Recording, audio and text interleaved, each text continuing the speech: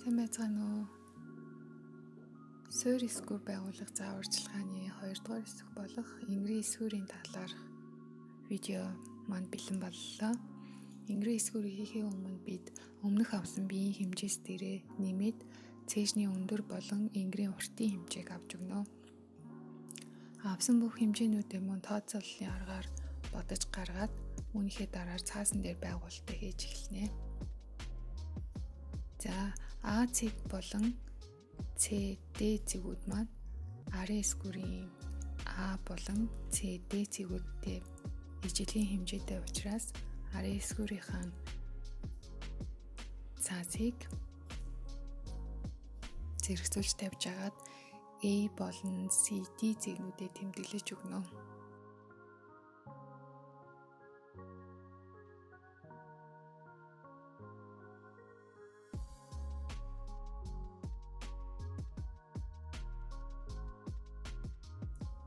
За үүнийхээ дараагаар D2 цэгээс дээшээ A2 цэгийг олохын тулд Ингрийн уртыг хэмжээг тэмдэглэж A2 цэгийг гаргана.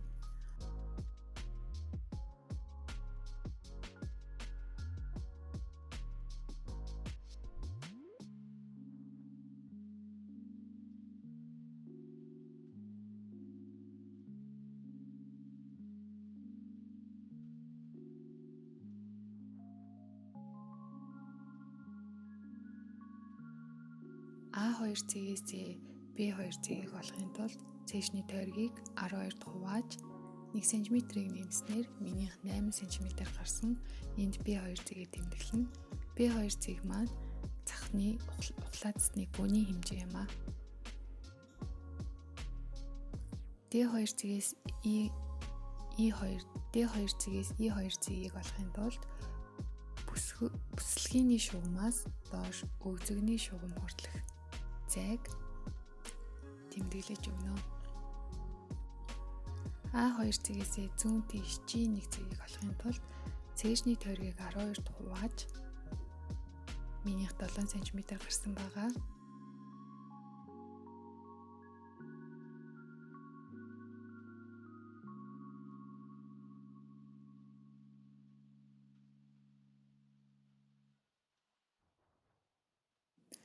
H2 цэгийг олохын тулд A2-оос G1 цэгийг дайруулан шулуун татнаа. Татсан шулуун дээрээ арын өргөнийг 2 хувааж хасах 1 см-ийг хасаад гарсан хариу нь H2 цэгийн хэмжээ юм а. Яагаад хасах 1 см-ийг хасч байна вэ гэхээр Ингрийн маань ханцооны ухлаацс нь нэлээд артлын эсгүүрээсээ 1 см-аас дотор байдаг учраас 1 см-ийг хасч өгч байгаа шүү. C2-оос C3 цэгийг олохын тулд томьёоны дагуу цээжний тойргийг 4-т хувааж нэмэх 1, нэмэх 2 см нэмснээр цээжний C3 цэг маань олдно.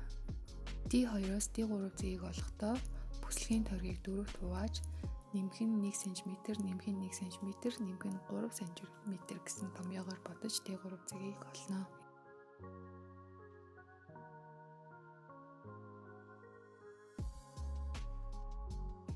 E2 цэгээс E3 цэгийг олохдоо өгзөгний тойргийг 4-т хувааж 1 см-ийг нэмж нэмэлт хэмжээ буюу 1.5 см-ийг нэмснээр E3 цэг олдох юм а.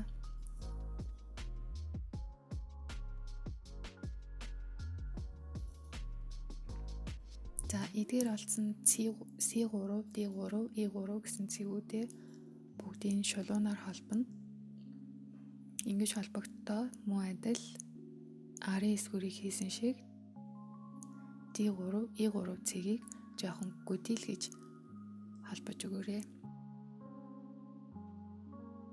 H1-ээс C3, C2-ийн цэгүүдийн шулуунд перпендикуляр буулгаж охилолц дээр нь A1 цэгийг үүсгэнэ.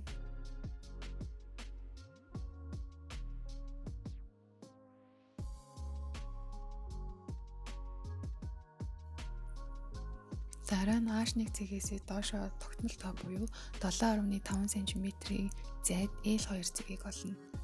L2 цэгээс зүүн тишээ хэвтээ тэмдэглэхээр тодорхой шулуун татна.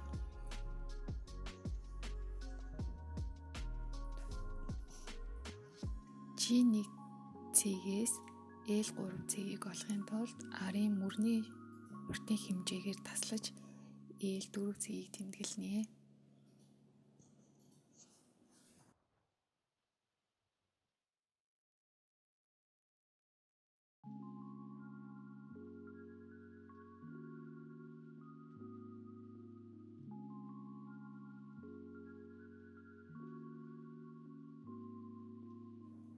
G1 цэгээс G2 цэгийг олохын тулд цэжний тойргийг 20 дувааж 0.5 см-ийг нэмнэ.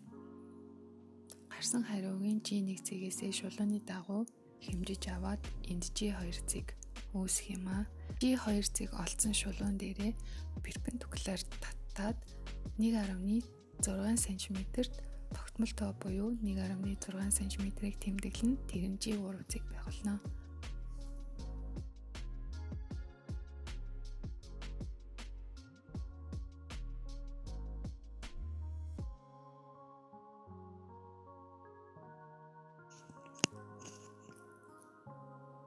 А2 цэгээс доош цэжний өндрийг тэмдэглэн N цэгийг олох ба хөх хоорондын зайны хэмжээг 2 туваад олсон N цэгээс зүүн тийш N1 цэгийг олно.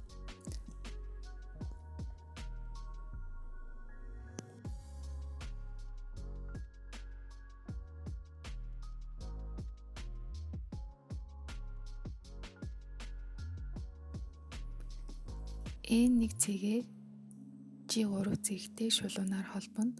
Энэ олсон шулуун дээрээ N1 цэгээс дээш 7.5 см, зүүн тийш 2 см тус бүрийн тогтмол тоогоор хэмжээ авч энэ 2 цэгийг холбоно.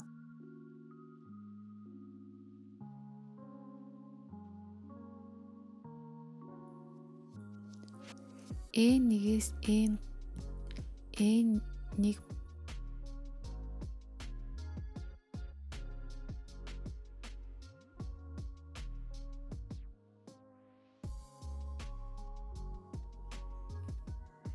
G3 N1 цэгийн хэмжээтэйгээр N1-ээс N2 цэгийг дайруулан шулуун татаж G4 цэгийг олно.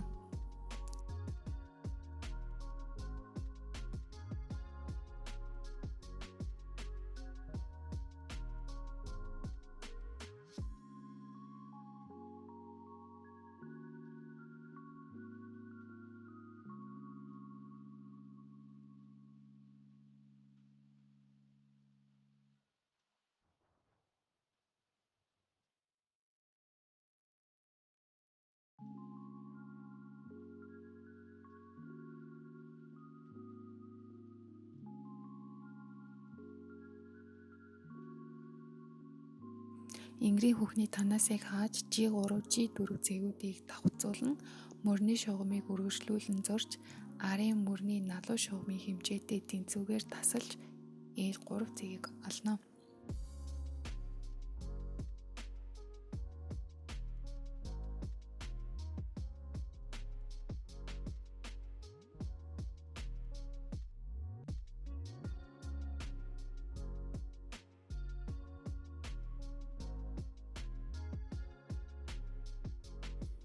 Үүний дараа A1 цэгээс дээшээ 5 см, зүүн тийш 2 см зайд ийм цэгийг тэмдэглэнэ.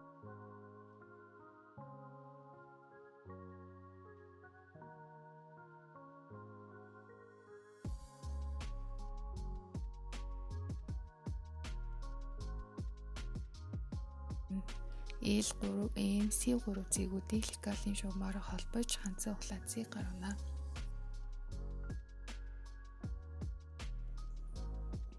Танаасыг гаргахдаа D2-оос R цэгийг олно.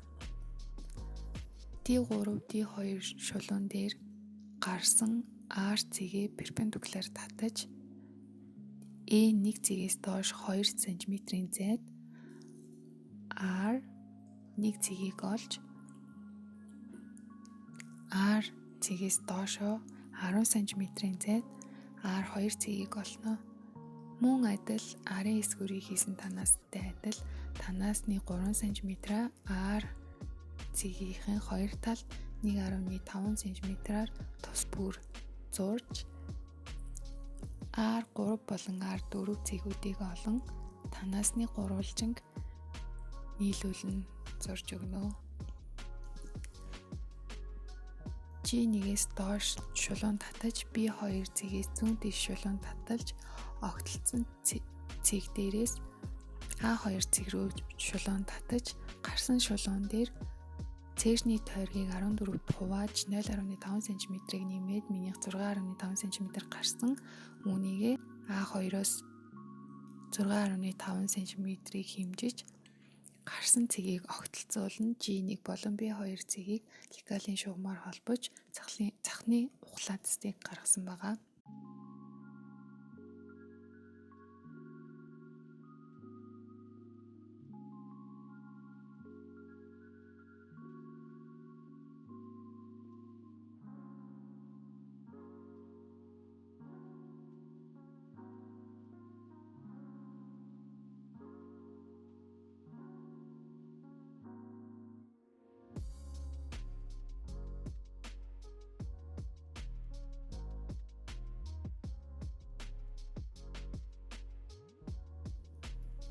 Ингэрийн байгуулалтаа хийж дуусны дараагаар бүдүүн маркераар хүрээ эсгийг нь тодруулан зурж өгнө. Миний бэлдсэн бичлэг танд таалагдвал найзуудтай хуваалцаж миний сувагт subscribe дараарай. Тэгээд дараагийн видеогоор уулзалтлаа түр баяртай.